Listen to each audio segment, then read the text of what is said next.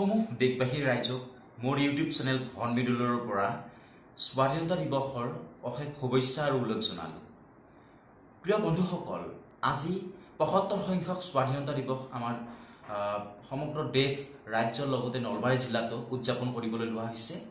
নলবাৰী জিলা যি police reserve, এই পুলিচ ৰিজাৰ্ভত জিলা প্ৰশাসনৰ উদ্যোগত ৭৫ সংখ্যক স্বাধীনতা দিৱস উদযাপন কৰা হ'ব আৰু তাত যে পতাকা, সেই পতাকা উত্তোলন কৰাৰ কাৰণে অৰ্থাৎ মুখ্য অতিথি হিচাপে উপস্থিত থাকিব অসমৰ জলসম্পদ মন্ত্ৰী পীযুষ হাজৰিকা। পীযুষ হাজৰিকাইনো তাত পতাকা উত্তোলন কৰি কি ক'ব বা কেনেকুৱা হ'ব, এই সকলোবিলাক কথা আজি মই আপোনালোকক দেখুৱাৰ এটা প্ৰয়াস কৰিম। তো ভিডিঅ'টো একেবাৰে শেষলৈকে চাব আৰু তেতিয়া গম পাব যে পুলিচ ৰিজাৰ্ভত কেনেকুৱাকেনো ১৫ আগষ্ট উদযাপন কৰা হয়।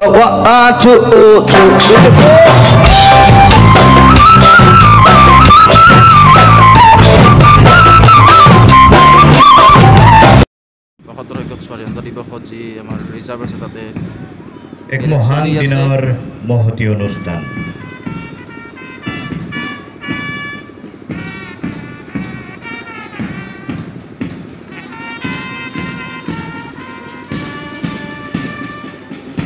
আজিৰ পেৰেড কমাণ্ডাৰ জিকিৰ ৰাণী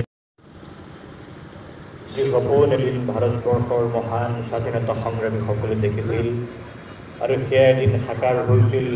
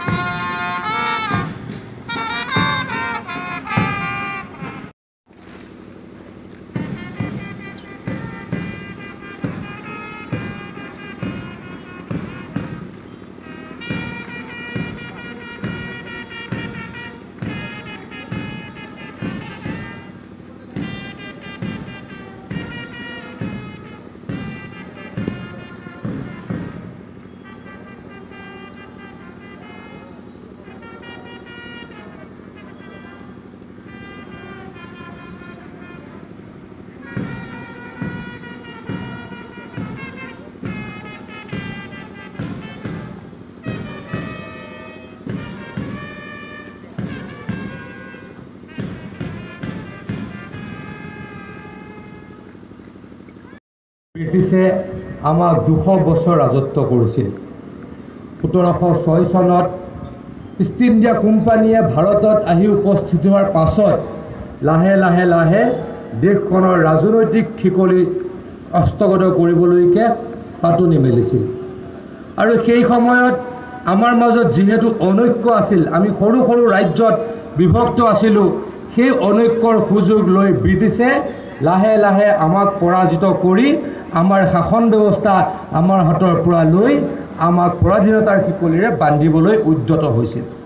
এনেদৰে আগবাঢ়ি ব্ৰিটিছে ১৭৫৭ চনত পলাচীৰ যুদ্ধত আমাক হৰুৱাই সেইখিনি সময়ত বংগ দখল কৰিছিল আৰু তেতিয়াৰ পৰাই ভাৰতবৰ্ষক তেওঁলোকে নিজৰ মুঠিলৈকে লৈ আমাৰ ক্ষমতা হস্তগত কৰিছিলে।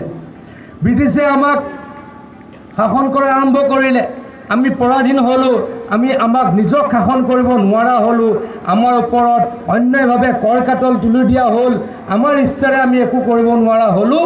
আমাক মুঠতে কি কৰি পেলোৱা হ'ল, আমাৰ স্বতন্ত্ৰ মনটোক মোহাৰি পেলোৱা হ'ল আৰু ভাৰতবৰ্ষ ব্ৰিটিছৰ উপনিৱেশিক হিচাপে স্থাপন হ'ল।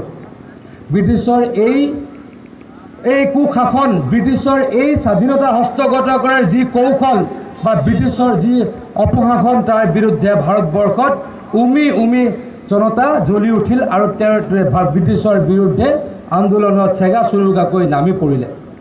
এইদৰে চেগা চুৰুকাকৈ আন্দোলনৰ পাছত ১৮৫৭ চনত চিপাহী বিদ্ৰোহৰ সূচনা হ'ল আৰু ব্ৰিটিছে ভাৰতবৰ্ষৰ পৰা গুচি যোৱাৰ উপক্ৰম হৈছিলে।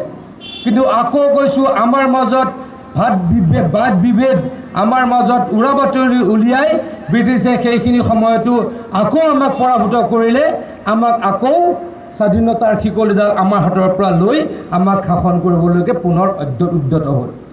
এইদৰে আমাক শাসন কৰি ব্ৰিটিছে আমাৰ ভাৰতবৰ্ষৰ পৰা আমাৰ যি সম্পদ আমাৰ সম্পদ লুণ্ঠন কৰি লৈ গৈ ব্ৰিটিছক ধনী কৰিলে আৰু আমাক দুখীয়া এটা জাতিত গৰীব এটা জাতিত পৰিণত কৰিলে এই ব্ৰিটিছৰ পৰাধীনতাৰ পৰা মুকলি হ'বলৈ আমাৰ ভাৰতবৰ্ষৰ স্বাধীনতা পিপাসু ব্যক্তিসকলে কিন্তু কোনোপধ্যে বহি নৰল প্ৰথমে উমি তাৰ পাছত খজুৰে আন্দোলন কৰি ব্ৰিটিছৰ বিৰুদ্ধে যুদ্ধ ঘোষণা কৰিলে এইদৰে